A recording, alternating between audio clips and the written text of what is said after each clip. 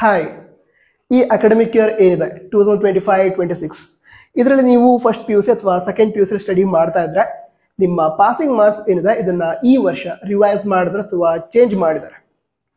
ಓಕೆನಾ? ಯಾಕಂತ ಹೇಳಿದ್ರೆ ಈ ಹಿಂದೆ ಪಾಸಿಂಗ್ ಪರ್ಸೆಂಟೇಜ್ ಏನಿದೆ ಅದು 35% ಅಂತ ಹೇಳಿದ್ರು.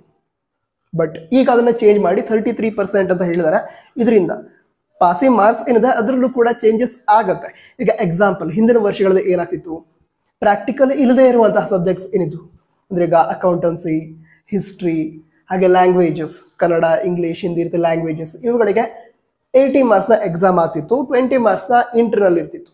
ಈಗ ಇಂಟರ್ನಲ್ ಹಾಗೆ 80 ಮಾರ್ಕ್ಸ್ನ ಫೈನಲ್ ಎಕ್ಸಾಮ್, 2 ಮಾರ್ಕ್ಸ್ನ ಆಡ್ ಮಾಡಿದ್ರೆ 100ಗೆ 35 ಅಥವಾ ಅದಕ್ಕಿಂತ ಜಾಸ್ತಿ ಮಾರ್ಕ್ಸ್ ಬಂದ್ರೆ ಪಾಸ್ ಅಂತ ಇತ್ತು. ಓಕೆನಾ? ಸೊ ಹಿಂದಿನ ವರ್ಷಗಳಲ್ಲಿ ಈ 80 ಮಾರ್ಕ್ಸ್ಗೆ ಪಾಸಿಂಗ್ ಮಾರ್ಕ್ಸ್ 28 ಅಂತ ನಿಗದಿಪಡಿಸಿದ್ರು. ಈಗ ಆ ಪಾಸಿಂಗ್ ಮಾರ್ಕ್ಸ್ ಏನಿದೆ ಅದು 35 ಇಂದ 33ಗೆ ಚೇಂಜ್ ಮಾಡಿರೋದ್ರಿಂದ ಪಾಸಿಂಗ್ ಮಾರ್ಕ್ಸ್ ಕೂಡ ಚೇಂಜ್ ಆಗುತ್ತೆ.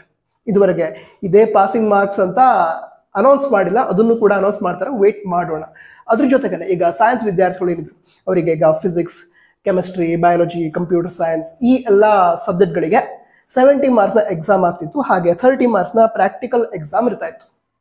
ಈಗ 70 ಮಾರ್ಕ್ಸ್ನ ಎಕ್ಸಾಮ್ ಏನಿರುತ್ತೆ ಅದರಲ್ಲಿ ಮಿನಿಮಮ್ 21 ಮಾರ್ಕ್ಸ್ ಅನ್ನ ಪಡೆದುಕೊಳ್ಳಬೇಕು ಅಂತ ರೂಲ್ಸ್ ಇತ್ತು ಹಿಂದಿನ ವರ್ಷ.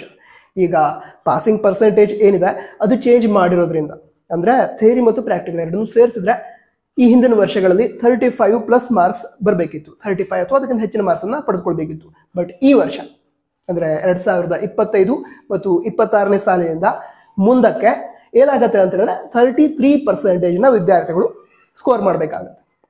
ಇದರಿಂದ ಈ ಪಾಸಿಂಗ್ ಮಾರ್ಕ್ಸ್ ಕೂಡ ಚೇಂಜ್ ಆಗುತ್ತೆ. ಅಂದ್ರೆ ಇದುವರೆಗೆ ಅಫಿಷಿಯಲಿ ಅನೌನ್ಸ್ ಆಗಿಲ್ಲ, ಅಂದ್ರೆ ಪಾಸಿಂಗ್ ಮಾರ್ಕ್ಸ್ ಇಂಥದ್ದು ಅಂತ ಅನೌನ್ಸ್ ಮಾಡಿಲ್ಲ, ಬಟ್ ಪಾಸಿಂಗ್ ಪರ್ಸೆಂಟೇಜ್ ಅನ್ನ ಚೇಂಜ್ ಮಾಡಲಾಗಿದೆ ಅಂತ ನಮ್ಮ ಶಿಕ್ಷಣ ಸಚಿವರು ಅನೌನ್ಸ್ ಆಲ್ರೆಡಿ ಮಾಡಿ ಆಗಿದೆ. ಅಂದ್ರೆ ಇವತ್ತು ಸಡನ್ ಆಗಿ ಸುದ್ದಿಗೋಷ್ಠಿಯನ್ನ ಕರೆದ್ರು, ಅದರ ನಂತರ ಅನೌನ್ಸ್ ಮಾಡಿದ್ರು ಪಾಸಿಂಗ್ ಪರ್ಸೆಂಟೇಜ್ ಏನಿದೆ ಅದನ್ನ 35 ಬದಲಾಗಿ 33 ಅಂತ ನಿಗದಿಪಡಿಸಲಾಗಿದೆ ಅಂತ ಹೇಳಿದೆ. ಇದರಿಂದ ಪಾಸಿಂಗ್ ಮಾರ್ಕ್ಸ್ ಕೂಡ ಚೇಂಜ್ ಆಗುತ್ತೆ. ಚೇಂಜ್ ಆದ ನಂತರ ಕೂಡ ಆದಷ್ಟು ಬೇಗ ನಿಮಗೆ ತಿಳಿಸ್ತೀವಿ. ಸಬ್ಸ್ಕ್ರೈಬ್ ಮಾಡಿ, ಆದಷ್ಟು ಬೇಗ ಇನ್ಫಾರ್ಮೇಶನ್ ಕೂಡ ನಿಮಗೆ ಸಿಗುತ್ತೆ. ಅದಕ್ಕೋಸ್ಕರ ಸೊ ಆಲ್ ದ ಬೆಸ್ಟ್. ನಿಮಗೆ ಈ ಒಂದು ಡಿಸಿಷನ್ ಬಗ್ಗೆ ಏನು ಅನಿಸ್ತು ಅದನ್ನು ಕೂಡ ತಿಳಿಸಬಹುದು. ಜೈ ಹಿಂದ್, ವಂದೇ ಮಾತರಂ.